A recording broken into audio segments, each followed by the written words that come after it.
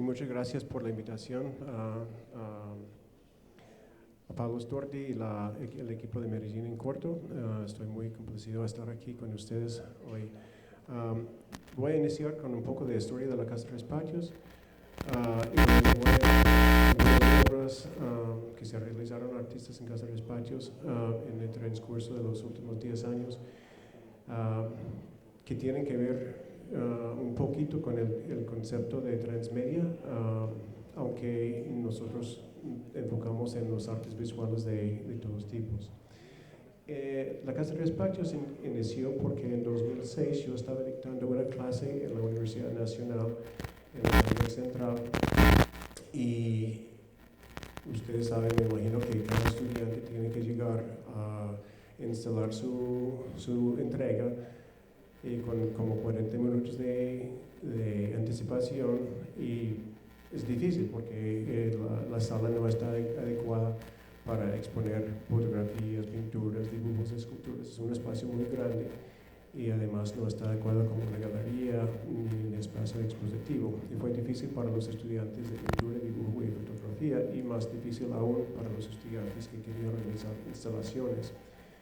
Entonces yo tenía una beca Fulbright que me dio el dinero para poder hacer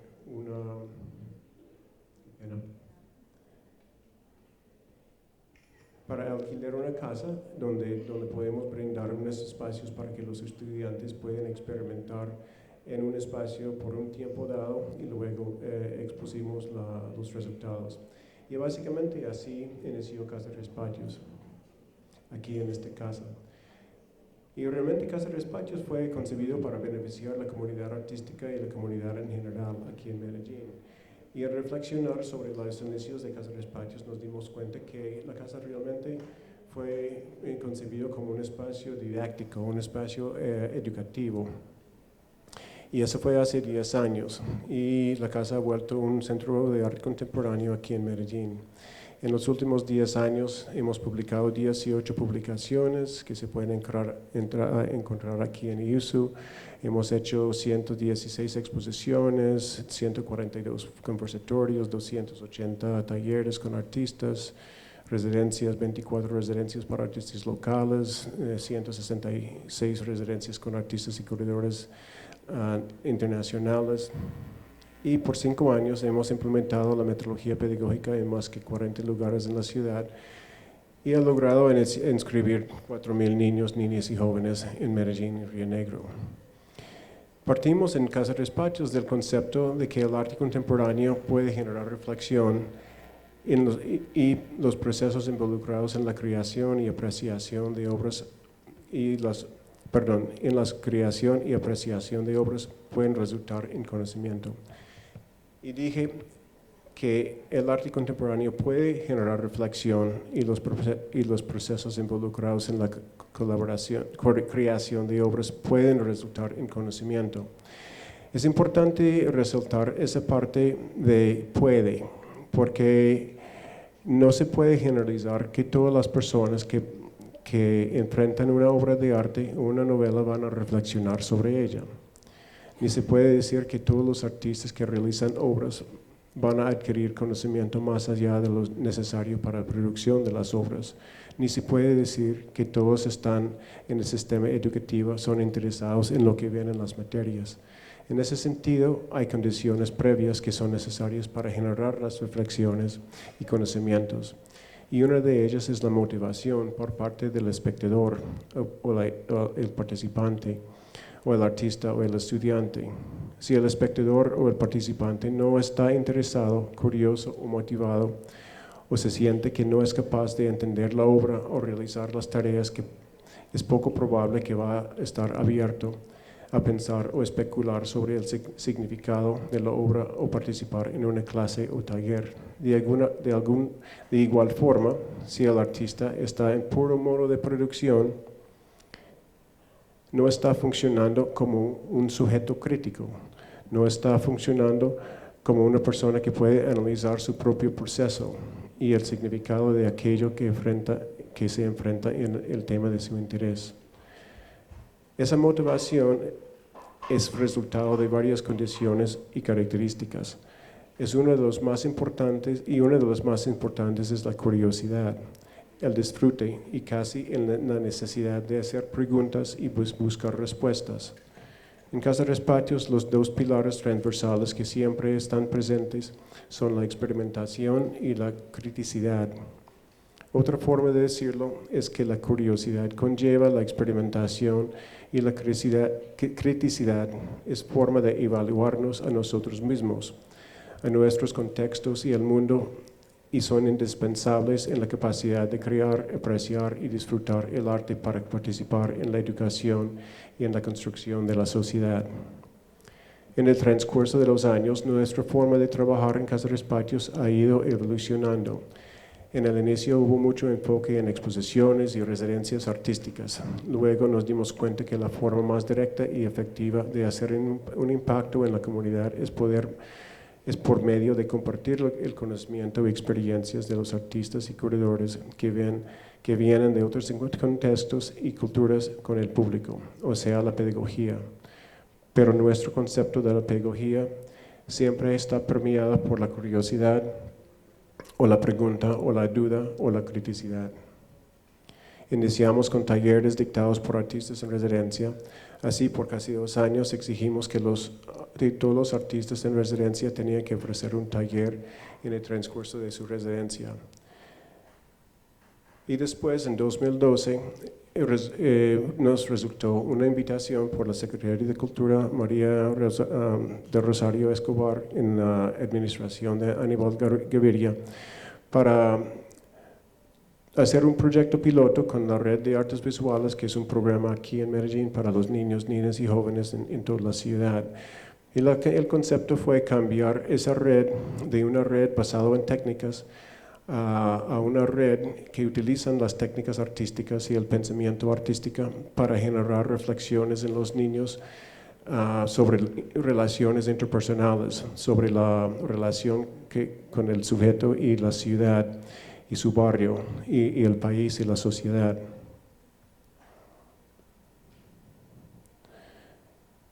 Y basado en esta experiencia, nosotros generamos una metodología propia que podemos utilizar para replicar esos laboratorios en toda la ciudad y según las edades de los participantes que encontramos en los laboratorios. Ahora, ¿cuál es la relación entre la curiosidad y la criticidad y la educación transmedia? Es posible hablar más sobre transmedia y las diferencias entre transmedia, crossmedia, multimedia, y la relación entre esas estrategias y la narrativa y la educación. Y los otros ponentes tienen mucho conocimiento sobre esos temas y estrategias, y ustedes van a aprender mucho en el transcurso de este evento sobre las técnicas. Pero yo quiero hablar un poco sobre la curiosidad y la criticidad como características fundamentales para utilizar estas técnicas y estrategias. La curiosidad y la criticidad son unas características que separan personas pasivas de personas creativas y sobresalientes. Sin la curiosidad y la criticidad es difícil visualizar nuevas posibilidades y crear cosas nuevas, crecer como seres humanos y crear una sociedad diferente a lo que haya, y esas características van uno a la mano con la otra. La curiosidad implica la capacidad de estar interesado y abierto a descubrir nuevas formas de ser y pensar. Y la criticidad es la capacidad de cuestionar lo que uno mismo, cuestionar a uno mismo, lo que uno produce y lo que uno encuentra en la vida y el mundo. Es importante tener técnicas y tecnologías para contar historias, pero lo más importante es desarrollar la capacidad de identificar las historias y cuestionar lo que nos dicen en los medios. En la página del Banco de la República y la Biblioteca Luis Ángel Arango me encontré con estas definiciones de la criticidad que me parecen muy buenas. No los voy a leer solo porque me parece muy aburrido, pero voy a ponerlos en la pantalla, que ustedes lo pueden leer.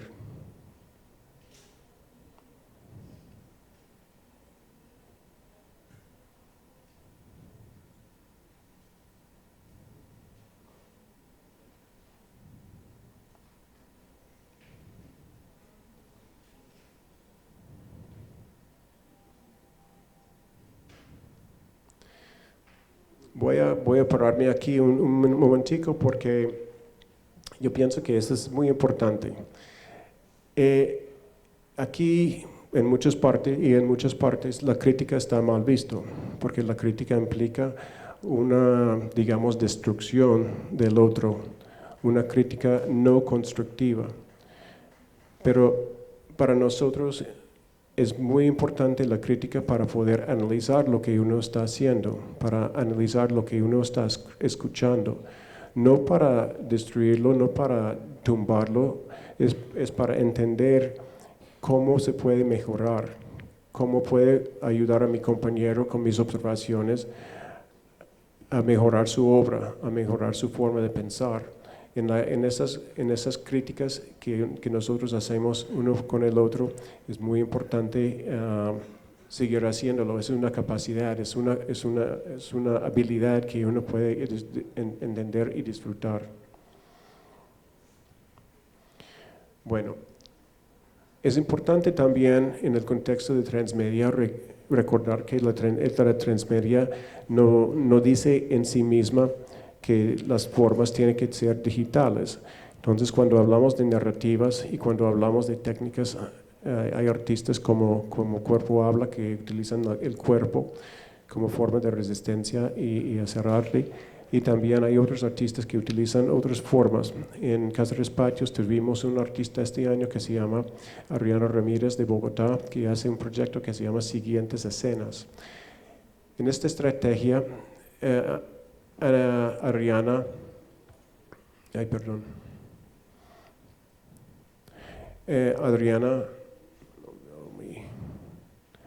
utiliza la escena como excusa para invitar personas de diferentes, digamos, creencias o fondos, historias, para comer juntos.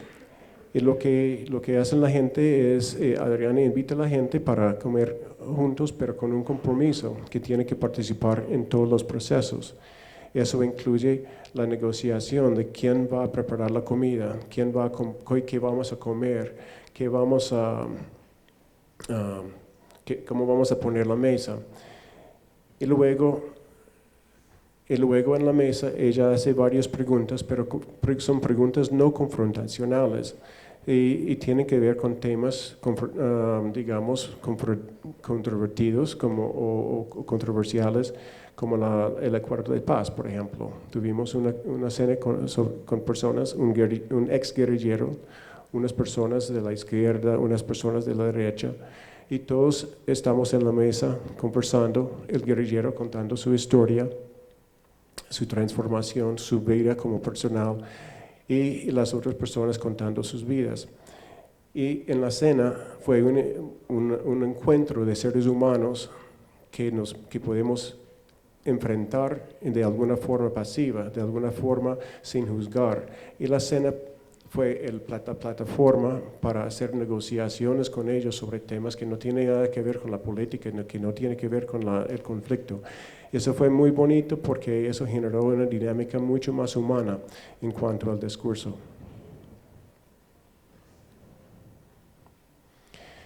Se ve en otra forma de participación en la obra del artista Isabel Restrepo, que es profesora también en la Universidad Nacional y la directora del Grupo de Investigación Hipotrópico. Y Isabel, a través de esta obra, que consiste de máquinas que ella construyó como escáneres, ella está investigando dando una respuesta al asunto de las desapariciones a raíz de la violencia en Colombia. Entonces, mientras el espectador entra al espacio por medio de sensores, los escáneres iban subiendo y bajando en las máquinas, revelando los rostros de la gente desaparecida por el conflicto armado en Colombia. Esta obra, no encuentro la flecha. Esta obra Es de una obra de una francesa que se llama Julia Romete, que fue residente, una de las primeras residentes de Casa de los Patios en 2007. Y nos expuso esta obra en la exposición al final de su residencia. Es una obra hecha por postales de viaje, recortados y montados como un stop motion. Ay, qué pena, es que no veo la flecha.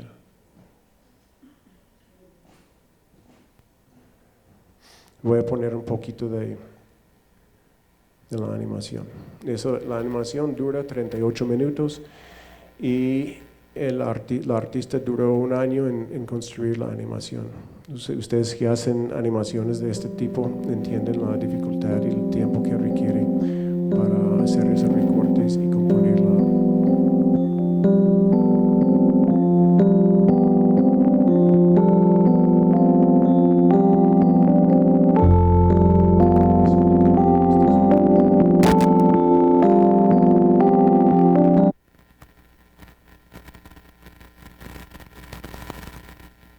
Que no veo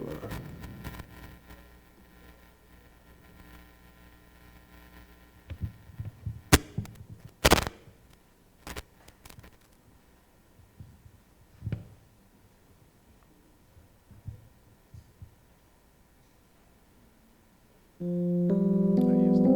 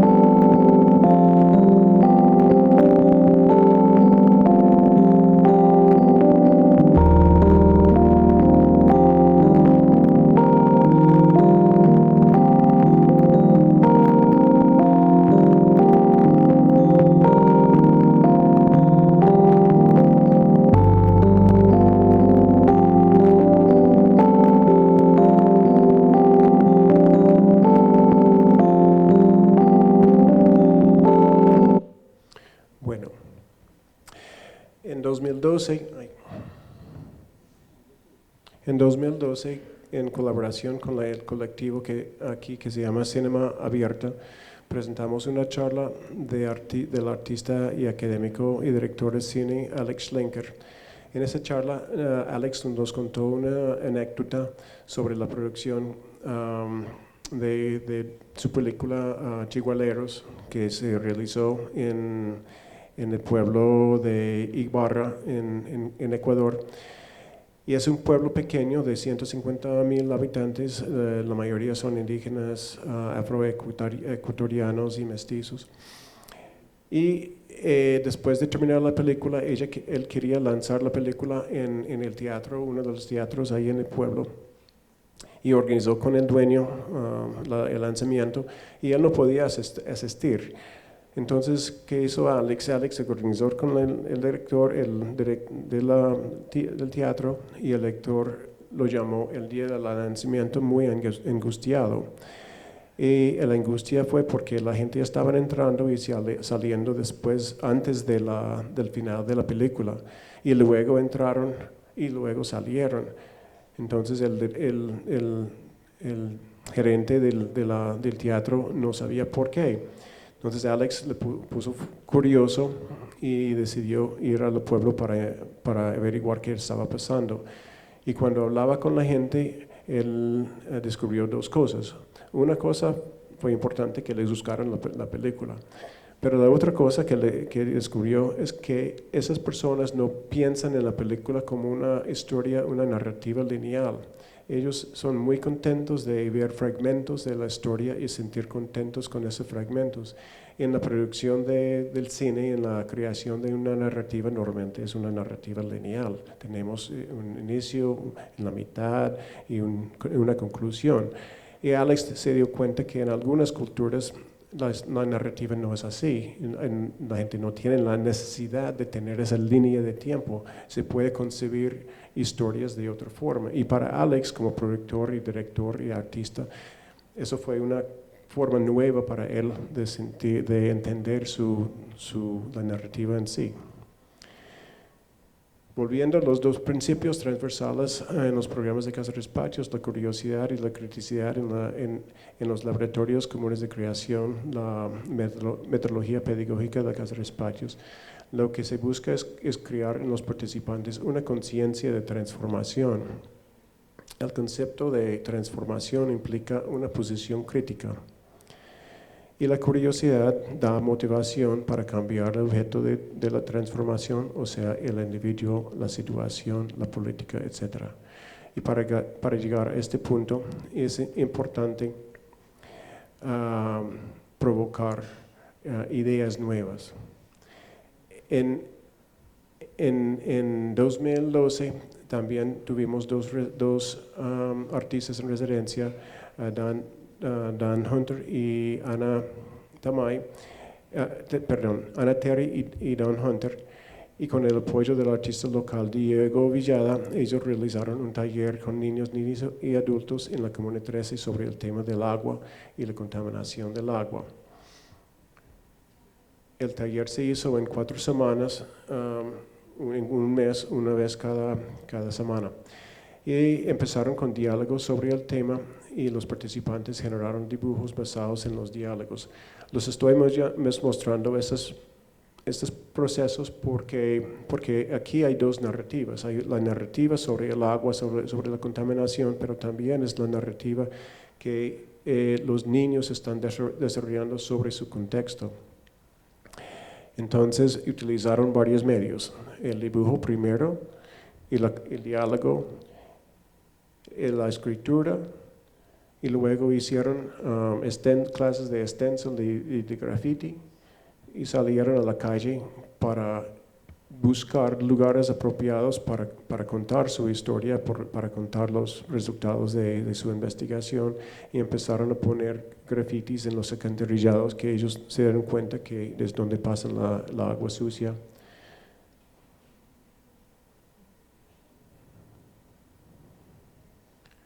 Y finalmente resultó esta, digamos, intervención en la calle sobre la tapa del alcantarillado en la calle.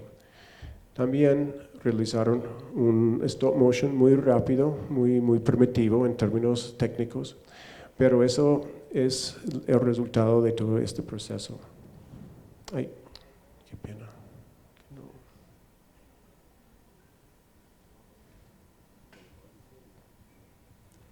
Se fue Frankenstein y la basura.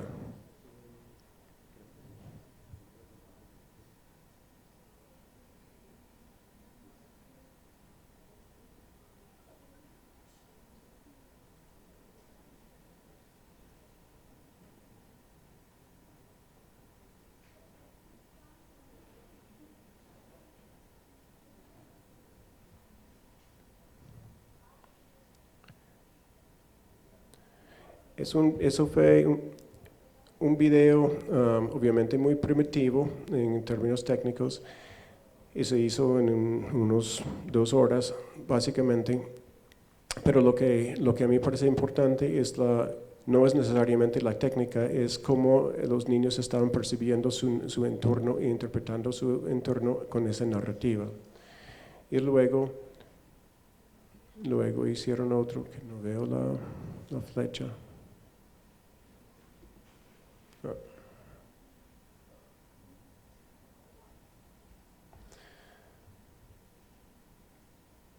Entonces estaban como entrando desde la plastilina a la actuación y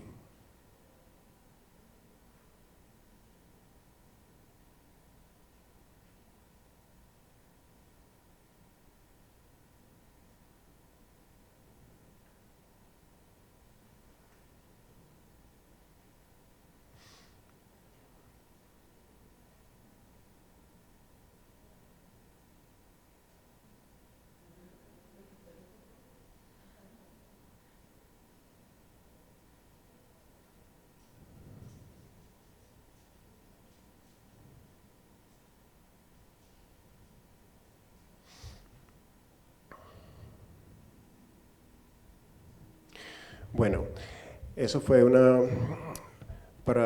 en muy corto tiempo, fue una posibilidad de generar como un poco de conocimientos en los niños sobre los procesos, pero más importante aún es la reflexión que dejó los niños en cuanto a la contaminación y el medio ambiente. La obra de Sandra de Verducci es una artista, Sandra de Verducci de Chile, es una artista que trabaja con el tejido y fue artista en residencia en 2011. Y lo que Sandra hizo fue una investigación sobre el video y técnicas de mapping y hizo como un conversatorio en Casa Espacio sobre el tema. Lo que voy a mostrar es un fragmento, si puedo encontrar la forma de hacer el video, porque no veo la flecha. Ahí.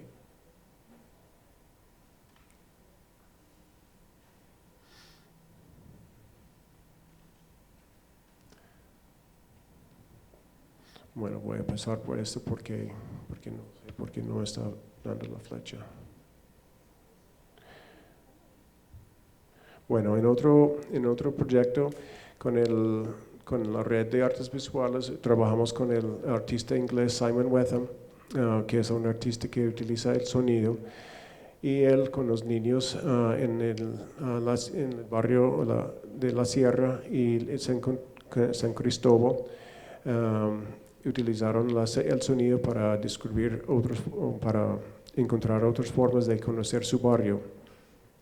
Pero no era el sonido normal de los sonidos ambientales en el barrio, sino sonidos que se encontraron en el alcantarillado, en espacios escondidos, y luego construyeron instrumentos de objetos no sonoros necesariamente, pero con micrófonos de contacto y micrófonos que se puede sumergir en el agua para hacer un concierto. Esa es una forma de utilizar un medio para enseñar a los niños a pensar en dimensiones más allá de lo obvio. En otro proyecto que hicimos en la red de artes visuales, los niños en el 12 de octubre, el Centro Cultural del 12 de octubre, trabajando con los creativos Jorge Londoño y Eliana Luna, estaban utilizando varias técnicas para descubrir o trabajar sobre el tema de la identidad. En este caso, los niños estaban mirando el concepto de monstruo para darle un monstruo a características personales que tenía que ver con las identidades de cada niño. Utilizaron técnicas como el dibujo para recalcar y la colaboración para calcar la figura del niño en varias posiciones. Luego, pensando en las características personales de los niños, elaboraron más las figuras. Resultaron en estas figuras, y para valorar los procesos de los niños, ellos convirtieron esas figuras en mural cerca del Centro Cultural ahí en San Cristóbal. Esa es una obra que hizo el artista en residencia Katia Menghini de Italia, que tiene que ver con la palabra es ¿qué pasa? Y en esa época, en 2011,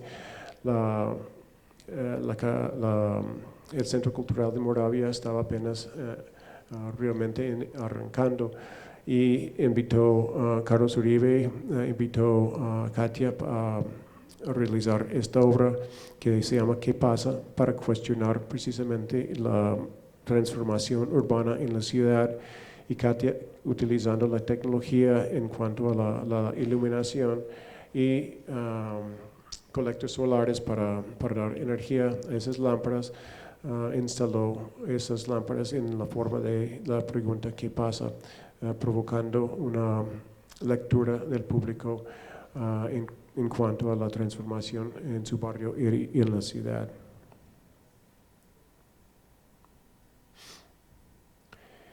En esta obra, esa es una obra de Gabriel Mario Vélez, artista local y profesor en la Universidad de Antioquia, y en 2008 él y dos otros artistas de acá, Víctor Muñoz y Juan Esteban Sandoval, hicieron una exposición que se llama Blancos.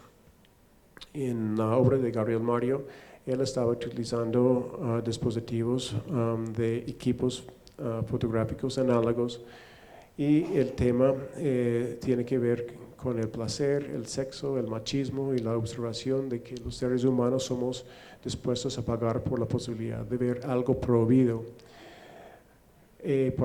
prohibido por las normas sociales. Y en la obra, con esos dispositivos, más otro dispositivo para meter monedas, Gabriel Mario dio al espectador la posibilidad de ver las prepagos. La obra se llamaba Prepagos. Entonces la gente metía el dinero en el dispositivo, cogió un bombillo y en cada dispositivo hubo una imagen. Entonces la gente pagaba y con el bombillo podían ver imágenes, pero cuando vieron las imágenes borrosas.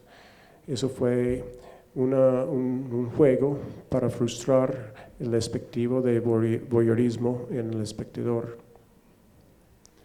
En esta obra, el artista local Dora Mejía hizo una exposición en 2009 que se llama Entropías, y ella está comparando el concepto físico de entropía con los efectos de los cultivos de cocaína, la desmovilización de grupos armados y el desperdicio de productos en la sociedad, con la observación de que en la entropía los materiales por sí solos no vuelvan a asumir su estado anterior, y los efectos de la entropía son irreversibles sin la influencia de una energía externa.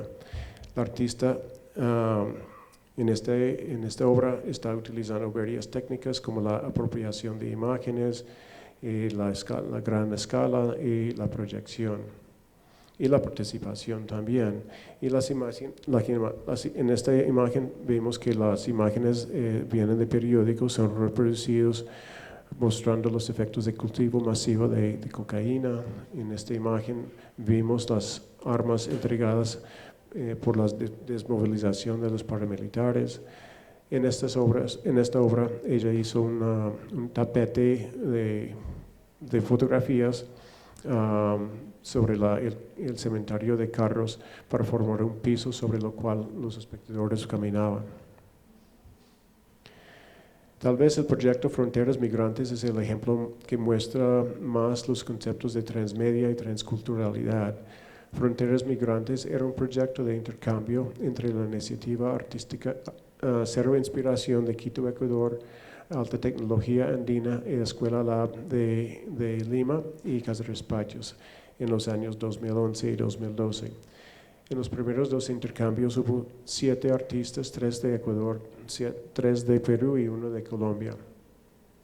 Y en 2012 tuvimos 2 artistas, Pau Rosero y Alan Poma y Camilo Restrepo de Colombia. Y quiero hablar de 2 de obras de ellos. Uno es de la obra de Camila, en lo cual ella utilizó 2 proyecciones, uno en una sala y otra en otra sala. Pero una sala tenía la proyección de lo que se veía en la otra sala, y la otra sala tenía la proyección de lo que se veía en la calle. En ese sentido, esta imagen es una proyección de lo que se ve en la sala adyacente, y en esta es la sala donde tenemos una ventana, y la proyección es sobre el muro, es lo que se ve en la calle, más la ventana, más o menos sobreposicionado para registrar lo que se ve en la calle.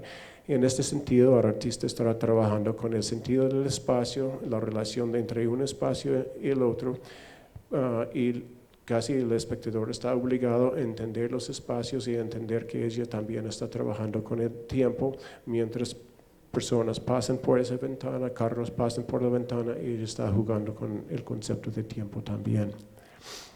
El otro proyecto de Alan Poma es un resultado de la primera versión de una ópera contemporánea que se llama en esa época una adaptación de una ópera futura rusa, y es un proyecto que combina la ópera, una forma que en sí involucra varios medios de expresión con el concepto de suprematismo de Kazimir Malevich, que se manifestó en su pintura negra de 1929, y fue un gesto hacia la liberación de la pintura de la representación.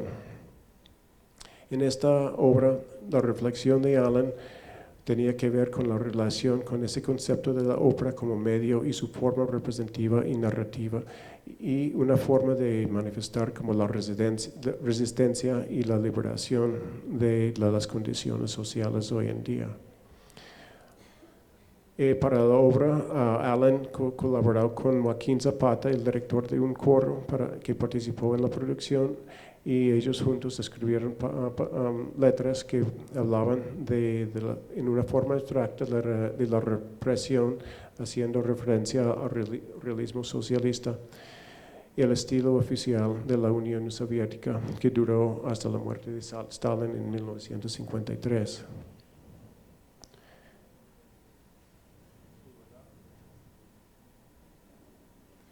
Alan todavía está trabajando en este proyecto bajo el nombre La Victoria sobre el Sol, y es una adaptación de una ópera que se presentó en San Petersburgo en 1913 y tenía que ver con la muerte del sol. En conclusión, la transmedia, la crossmedia y la multimedia son herramientas para utilizar en la publicidad, la educación y en el arte, pero no son sustitutos para la observación, la curiosidad y la posición crítica de lo que se utilizan esas herramientas y estrategias. Espero que después de este evento salgan con nuevas capacidades técnicas y inspiraciones para indagar sobre temas pertinentes en sus vidas y en la sociedad. Gracias.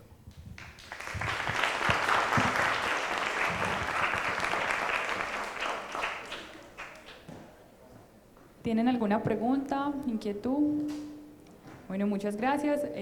Gracias a Tony Banco por acompañarnos con su intervención. Les recordamos que en la tarde de hoy tendremos la muestra audiovisual de las piezas semifinalistas en la categoría audiovisual a las 3 de la tarde en el Teatro Lido. Invitamos ahora a los ponentes que nos acompañarán desde la intervención documental interactivo Pregoneros.